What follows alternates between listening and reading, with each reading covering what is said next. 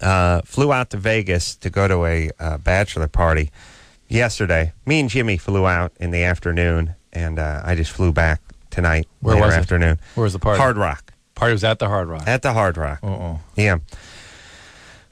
Yeah. Good times. Good times. You know, one of the reasons people don't go to bed over there is because it's 95. Yeah, it's one of the reasons. And it's weird. Except it's 62 in the casinos. I know, but you're not in a casino. You're up in a suite, and they got the double doors open, and people are smoking and everything. The wind, just sort of this hot wind blowing in. Mm-hmm. And when you're getting pelted by hot wind, it doesn't feel like 4:45 in the morning. Right. Good point. It just feels like it's dusky. Yeah. It sounds like, what is it, 7:30, 8 o'clock? Yeah. No, it's, it's going to be 5 in 2 minutes. So, anyway, there's that. That was a good time. Did some drinking. No. Yeah. Oh, yeah. Yeah. And by the way, when you're in Vegas and you're just drinking, it's sort of like you're not doing anything. Oh, really? Yeah. Ooh. I realize that. There's drugs going around. Pass my cards out next time. Yeah. I mean, I was like... In fact, I should set up a separate room just where I detox you guys. Just next door to the suite. I know. I was like, I'm just drinking tonight, which was like I wasn't participating. It's like, I'm on the wagon. Kind of like the professional football player physicians do. You just get the IVs going, the oxygen tanks, send you guys back in. Could have used it. Yeah. So, I went to bed about 5:30, and I cut out early. I mean, I left the party about 5 and went back and crashed. You know what I love about me? I go back to my hotel room. It's about 4:45. I still got to watch an hour of TV. You know what I mean? Like, yeah, I go to bed about 6. Yeah.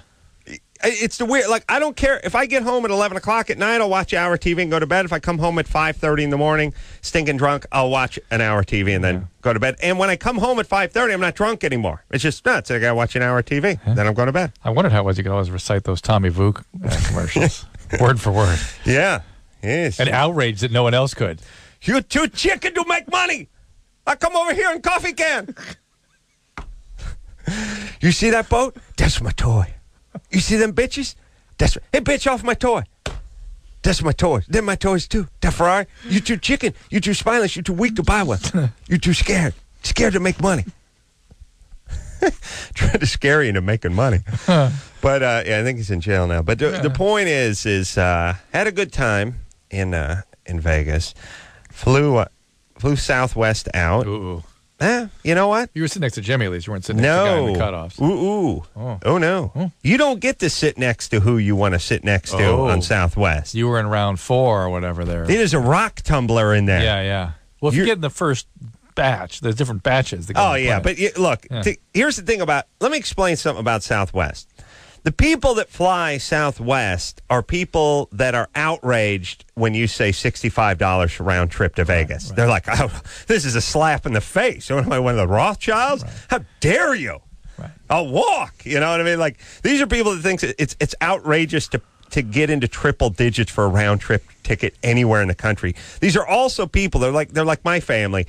If the flight left at noon, they would get there at 9:45. Because they're poor people whose time is worth nothing. Right. You understand? Yes. Like they're poor people who say, I'd rather pay $50 and go Southwest than pay $80 and just get a signed seat. Yes. And show up like a human being a half hour before the plane left.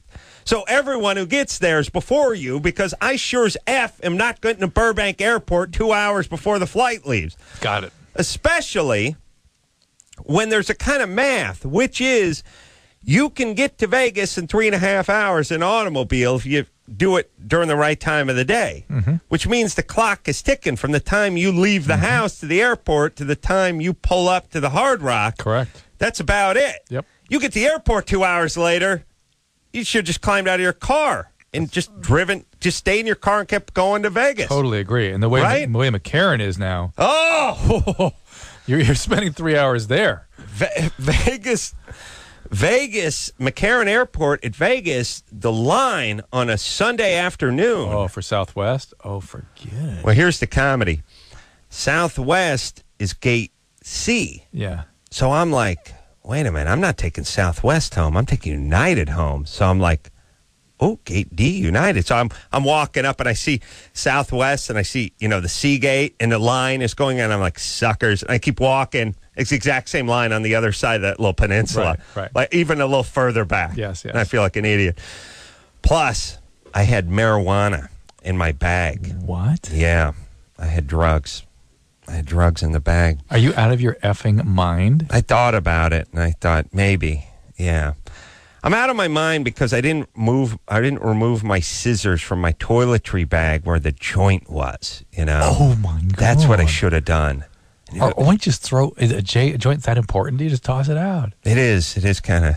There's no principle here. No, there is. No, there isn't. It's all principle. No, it's all principle. I say good day. I said it's all principle. It's all principle. How dare you?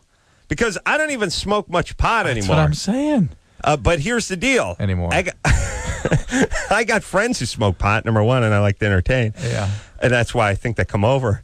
And number two, this guy, so I was walking out of the party last night and about 5 in the morning, and this guy is clearly just a drug dealer, just hands me this huge joint. Who knows what's in that? Sound like your mom. Well, look, it's at least pot. Maybe it's angel dust or something, and I get lucky. Oh, my God. I know what you're saying. The point is that I went, wow, this incredible smelling joint. So I, threw it in my pocket. I walked back to my room. And then this morning, then I just watched Discovery Channel for an hour and went to sleep. And then I get up this morning, there's this pristine doobie sitting on my bathroom counter. And I think, now what do I do? Should I, because I'm weird. I'll have to smoke this whole joint right now. I'm not just going to throw it away. Or you could just eat it. I should have ate it. Because that would have satisfied all your weird neuroticisms. Right. So I should have eaten it. But I was like, I'm not throwing this away. And then I thought, I like it. I like to smoke some weed once in a while. But certainly everyone I know comes over likes to smoke weed. And I want to have this is a good joint. And it was a gift. You understand? Is it that the means principle? something. Yes, a drug addict gave it to me who I'd never met kilo before. of heroin, would that have been okay? That would have been a gift from my Colombian friends. So the point is I said, all right, what do I do with this joint? And then I thought, I'm an adult.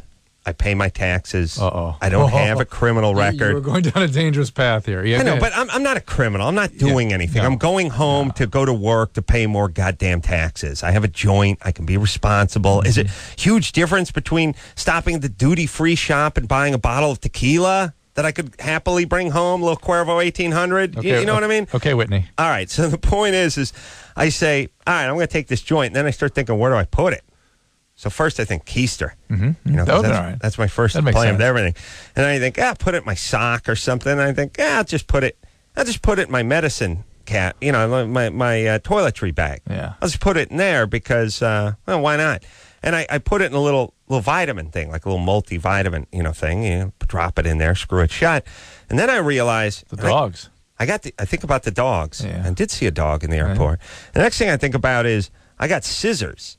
And I got stopped on the way in for the scissors. Yeah. But the scissors got a little round thing on the end of them, so they let me have them. But they can't tell during the x-ray. So they're going to take all that out. They're going to take all that out.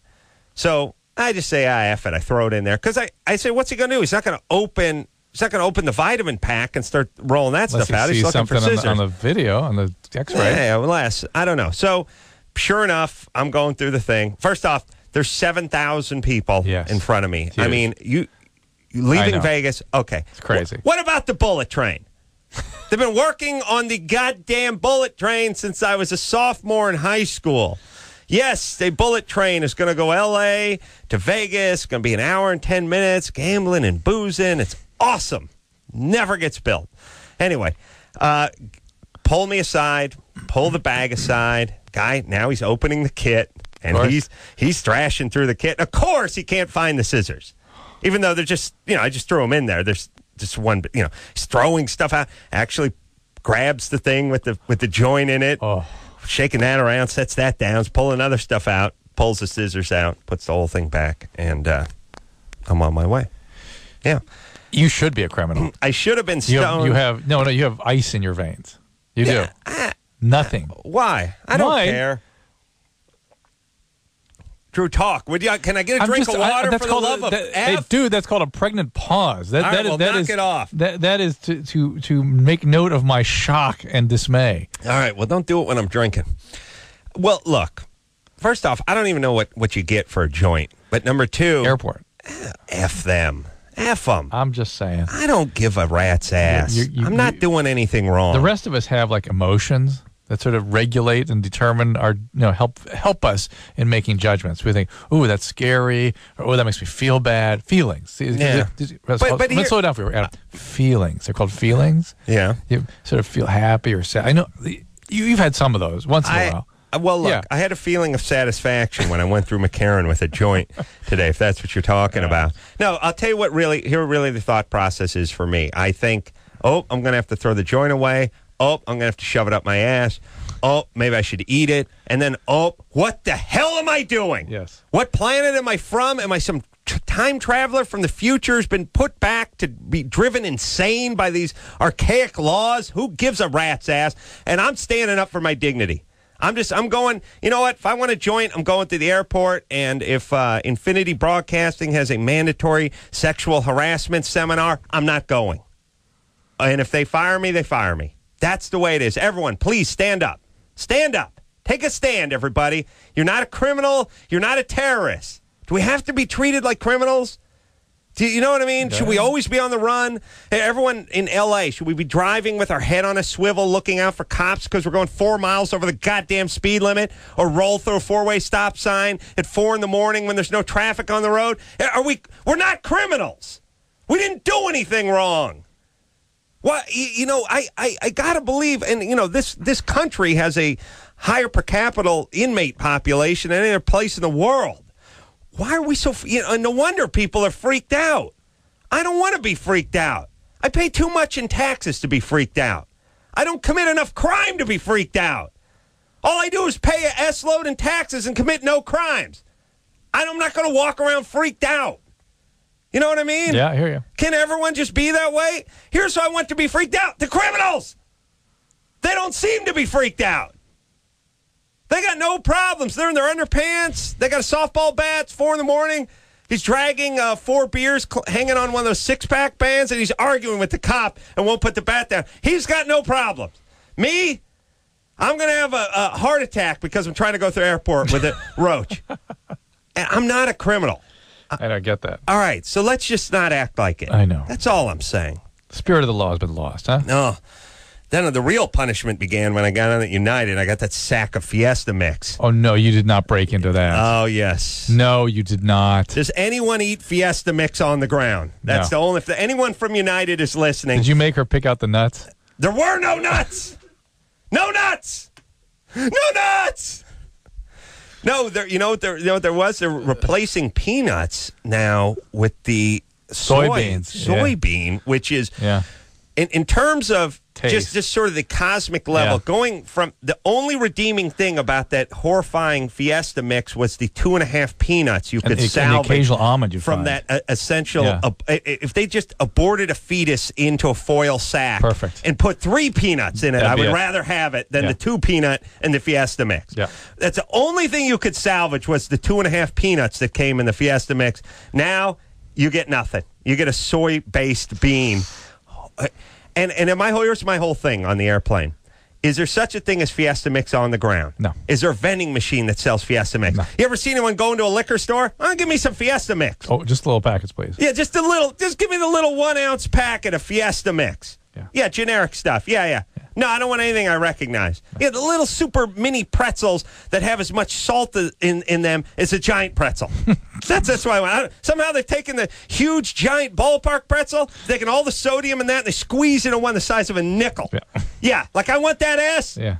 Does anyone ever throw a party and say, we need more Fiesta Mix, we're out of Fiesta Mix? No, they go to the liquor store. They eat Snickers bars. They eat M&Ms. They eat peanuts. They eat walnuts. They eat beer nuts. Yes, they eat little Blue Diamond smoked down. They eat normal food. Even potato chips or something. Just give me a sack of goddamn Lay's chips. Yeah. Something. Well, I would blow the guy for a sack of Doritos. I'm sure. Right. Or not, or just for whatever. Then you get that poor, salty, crappy Fiesta Mix. It's like everyone is just some horrible holding tank, in some Tijuana prison. And everyone just busts it open. They spread it out on their little table and pathetically pick out what's edible.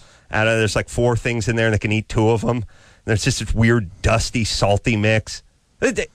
It was. I know that stuff must be free because it just must be surplus from the military or from women's prisons or something. But could they just go ahead? Here's the deal. I'm what you call a high roller. Go ahead and tack 46 cents onto my ticket. Go ahead. Give me a sack of Doritos. You know what? Round up to $1.